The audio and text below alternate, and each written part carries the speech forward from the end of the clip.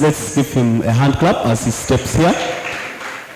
Please clap, clap, clap, clap, clap, clap, clap, clap. Until he steps. That's not too much, eh? I also would like to invite the next panelist. Unlike Mr. Kakaire's panel, ours we've had an outcry. We're a little bit mixed. Allow me also to welcome Nyamwiza Hope, who is an inclusion advocate.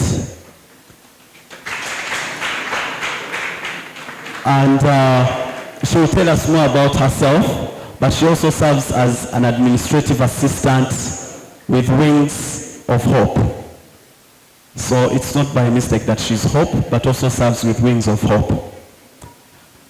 The third person joining us is a lead at Asante Africa Foundation. Please give it up for Deborah as she steps here. NDC is a civil society organization, so we also find it very important to collaborate with other civil society organizations to enhance our impact and the works that we do. Ladies and gentlemen, last but not least is none other than Nemanya Faith Ruth. She is a student at Immaculate Heart Girls Secondary School, Nyachibare, all the way from Rukonjiri. I thought for a student representative, you would clap harder.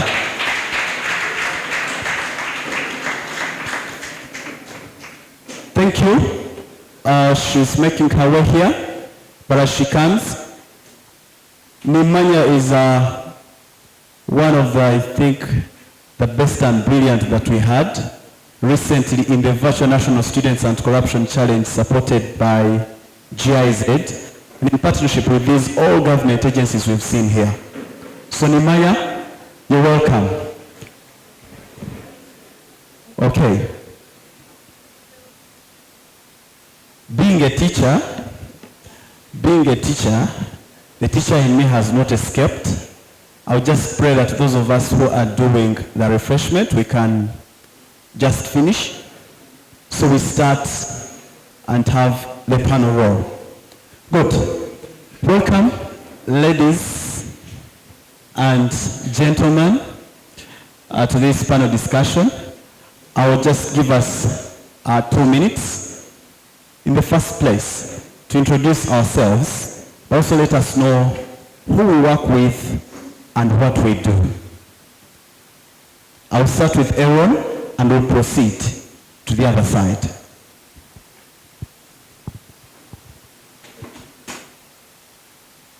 Good afternoon. My name is Aaron Kirunda. I work with Njuba. Njuba is a children's organization that focuses on improving literacy and executive function skills for African children. We do that through early childhood development programs, through spelling bees, and through publishing books. Thank you.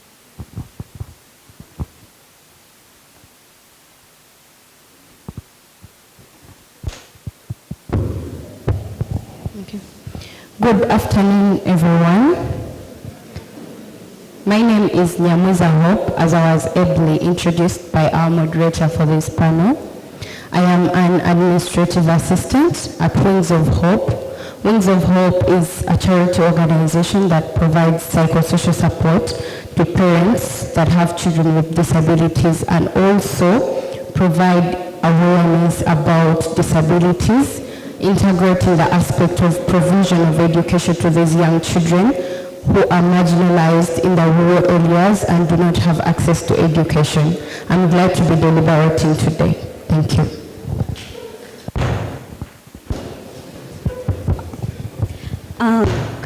Good afternoon, everyone. Good afternoon, students. Good afternoon, leaders. Okay, I'm so privileged to meet each and every one of you today. My name is Deborah Namugenyi. I work with the Asante Africa Foundation as the country manager, and it's an organization that focuses on education, or the field of education, to see that we empower the youth just like you. So we are so humbled that we are on this panel today to deliberate on the most important critical areas that are affecting the students or the youth, and also the education sector. Happy to be here. Thank you very much. Good afternoon, ladies and gentlemen. My name is Rithi Faith Limanya, a student of Immaculate Heart Girls School. I am participating in the news anchoring genre, and I'm very much privileged and humbled to be before such intellectuals today. Thank you. Okay, thank you so much. They have tried to be too precise in their profiles. I hope maybe when you have time to interact with them, you know them more. But you've seen some familiar faces if you've had a national spelling bee champion here in Uganda, but also in Africa. Aaron is the mind behind that. Hope is also a sign language interpreter. You must have seen her now in very many spaces. She decided to hide that. I am sorry for unpacking that. Okay, I'll start with Aaron. Aaron deals with young people, and he talked about organizing events like a spelling bee. As a person who has spent time in this field, in education, what do you think is the role of like early childhood development, also activities that you do with young people? How do you think they are important and they make education more relevant in this context?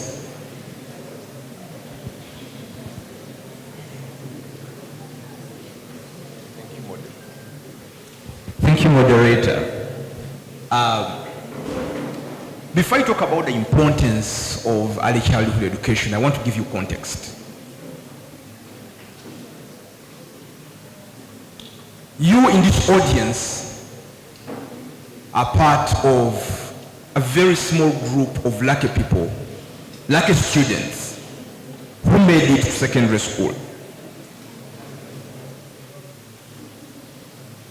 Today, 6 out of 10 children who start primary 1 do not finish primary 7, let alone go to secondary school.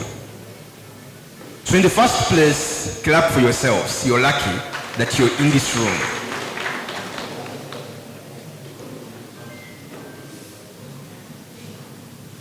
And that compounds one of the biggest challenges we have as a country.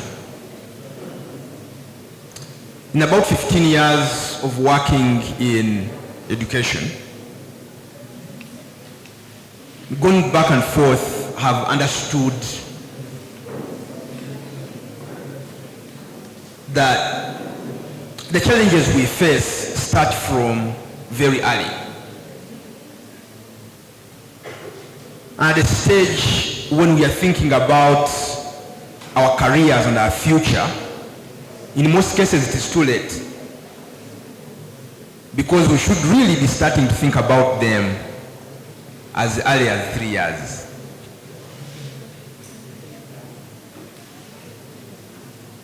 Part of our work is in early childhood education,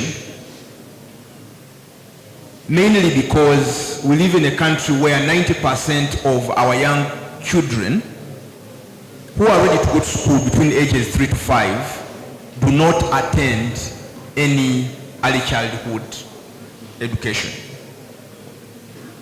And because of that, 3 of every 10 children who join P1 drop out in P1. And then the others drop out in primary school, creating a pyramid of our education system. our investment and involvement in early childhood education is in an effort to square the pyramid, to ensure that all children who are born and start school can all be able to finish. Because that is how we change our country. That's how we develop ourselves. So early childhood education is important in this case because it is the foundation for lifelong learning.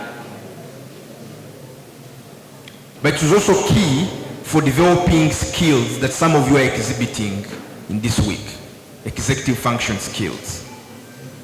A set of critical thinking, the ability to think about thinking, and to be able to debate and to do the things that you're doing. Our job starts early because we think that the activities you're involved in, like debate, should not be only left for a few of you, but they should be allowed for every child to have an opportunity to. And our role is to give children between their first 1,000 days, or let's say from birth to 8 years, an opportunity for their brains to develop well so that they can be able to have the foundation they need to continue school, finish school, but also develop the skills they need to be the best they can ever be in this world. Okay, well, interesting. It's interesting how Aaron is well versed with figures. Debaters here will bombard you with statistics. I also want to assume maybe you were one in your early stages. But most importantly, I like the fact that as an entity you aim at squaring the the pyramid. So to change the shape of a pyramid to a square, it really takes such broad steps. Thank you so much, Aaron. Now, as we go to hope, Aaron has talked about people talking about careers and the rest of the things. One thing I was reminded is I have had more than 5 dreams in terms of careers. Started as a lawyer, later a journalist. Sometimes I thought of a civil engineer. But look, I am a teacher. I hope I am not alone. Hope we talk about disparities. In this championship, we appreciate that we have and we accommodate different groups, including the visually impaired. And every one of us has at least something that makes them require special need. In your opinion, as an expert, as a student in these things, what is your view? Is the education system as inclusive as it should be? If it is, in which ways? Also could help maybe share where the gaps could be in that line. Thank you for that. I kindly request you to pay attention to this because I'm going to inspire and also maybe open your eyes towards a new field that you haven't thought about. First of all, we are all candidates to disability. That is one thing I want us to always bear in mind each and every day that you wake up. The persons that we see, actually, it's 15%, according to the World Health Organization, only 15% of persons with disabilities that we have in the world were born with this disability. But all these others acquire it later when they have grown. So you never know. I'm not saying that you're going to be a person with a disability, but I'm telling you to be ready for anything that may happen. So I've been asked a question whether our education system is inclusive enough. Sorry, I forgot to tell you I'm a disability inclusion advocate, and talking about career and how you develop your career, I started working with a community at 16 years when I was in senior 2, and that is how I learned sign language. So when I learned sign language, I positioned myself, and everything that I did was in line with what I wanted to be. I'm sure the 16-year-old Nyamuza is proud of me now because I've taken up spaces, I've branded myself, and I might be inspiring someone here. A colleague in the previous panel talked about having a talent and using that talent effectively or efficiently. So when you have that talent, how are you going to groom your talent so that after school you're not going to struggle going to offices, to knock in offices and looking for jobs? You need to stand out. I'm sorry, but I'm requesting that we pay attention to this because I feel like when I'm talking to young people, I want us to connect, I want us to relate, and I want to inspire a life. Because I was once a student IQ. I completed my Form 6 in 2021 at Masaka SS, and I did mathematics, economics, and arts. But what has guided my path is that I've had mentors, I've had people I look onto, I have felt accountable to someone. I served the deaf community at 16 years, and I felt like I always wanted to serve them. Currently pursuing a bachelor's in community-based rehabilitation at Chambogo University, and disability is a field I hold at heart. So our education system is still lagging behind in terms of inclusion, though there are strides that have been made to ensure that persons with disabilities have been catered for. We have schools, we have special needs schools, we have a few of them because in Uganda we have 2 or 3 secondary schools for the deaf, Mbale Secondary School for the Deaf and Wakiso Secondary School for the Deaf. But our statistics shows us that 12.4%. I'm giving you the statistics of 2016 because the recent statistics were trashed. They weren't authentic enough. So if you look at these statistics, they're telling us 12.4%. But I'm going to tell you this reality. Persons with disabilities actually not 12.4%. When you go down to the communities, Wings of Hope works with the most rural areas. We go to the communities and talk to these parents with children with disabilities. But some of them do not know that their children actually have disabilities. So they do not provide enough information about their children. What does this imply? It is going to affect budgeting, planning, and also it's going to affect the service providers, those who are providing education services. I'm sorry, Cohens, I'm going to talk too much, but I want to try to be brief. Okay. So I said that the education system is not inclusive enough. Why? When you look at the schools that we have, first of all, they are few. And when we talk about their teachers, well, there are teachers that have gone through special needs education, but still lack enough knowledge to serve the students better. Because if a teacher has just gone through a special needs education and has gained sign language skills as just a course unit that has been taught to them in one semester, they are not effective enough they will not have the skills that are effective enough to communicate to a deaf student. You may agree with me or disagree, but these are things that I've seen in the field, these are things that I've witnessed, and they are real. So our education system is still lagging behind. We still need experts on board to see how we can solve these gaps, and also the schools that we call inclusive are not inclusive enough. They do not have enough infrastructure for these students to study, for these students to access education. Students with disabilities also have dreams like those without disabilities. And even if they do not need to go to the inclusive schools, why not make schools like King's College Budo inclusive for them? Why not make schools like the Narisunsa, the Wat inclusive for them? There are parents who have the capabilities to pay for these students, but then the environment is not friendly enough. They are denied the chance to study in these schools. So we really need to revise these gaps and also work with experts in this field of inclusion and disability to see how we can solve these gaps. Actually, how many persons with disabilities, students with disabilities do we have here? Why not NDC think about taking debates to also those schools so that they can participate in such competitions? All right. Now, we have answers to those questions. For 3 consecutive years, we had the best debaters, 2015, 2016, and I think 2017. They were students with disabilities. Just last year at NSDC, we all know that Cho and all these people have talked about, coincidentally, they come from Iganga SS. Cho was the winner in storytelling.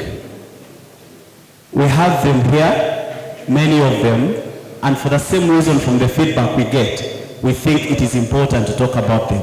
But also in the Virtual National Students Anti-Corruption Challenge, we had over 33 participants sign up to engage in poetry, public speaking, art, and it was amazing to see how these people are expressing, showing us that they have the ability to do what everyone can do.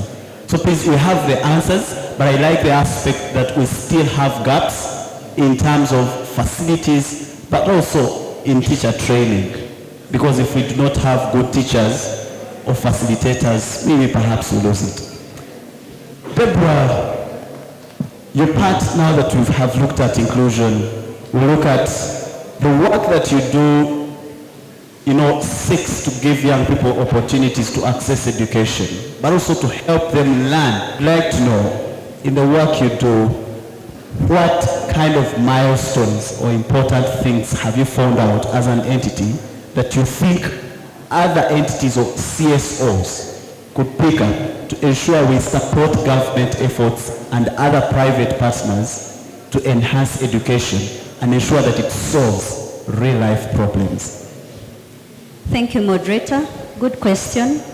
I love what the previous panelists have been submitting. Great job done, Hope, when it comes to inclusiveness in education. That is actually a big gap that is existing. Even looking at the communities where we are working as Asante Africa Foundation, if we are talking about inclusiveness, the question is, just like what the previous panelist has said, are we really doing it? Or it's basically just talking? But you've really done a good job around that, and it's not just about the special needs children or people alone, but it's also beyond. So if we are to look at inclusiveness, the previous panel was filled with gentlemen. I didn't see the aspect of the female gender, but well and good. We are here to represent. It's good. But we'll go to the question that Cohen has asked, the milestones that we've made as an entity to see that we work with government, because we are collaborating with government, to see that we bridge the gap that is existing. Where government has not been able to reach, we can be able to reach there. So what have we been able to do as Asante Africa Foundation? First and foremost, communities where a majority of the people do not want to reach off the paved roads. I was happy to hear that we have participants that are coming as far as northern Uganda and also West Nile. Thank you very much, National Debate Council, for putting that into consideration. These are some of the communities that usually miss out on these great opportunities. But when it comes to education, Asante Africa Foundation has been able to also reach out to these communities to see that we bridge the gap that exists. But how? That has been just adopted by government. Hello? Yes. This is really so. Excuse me? I seem to have quite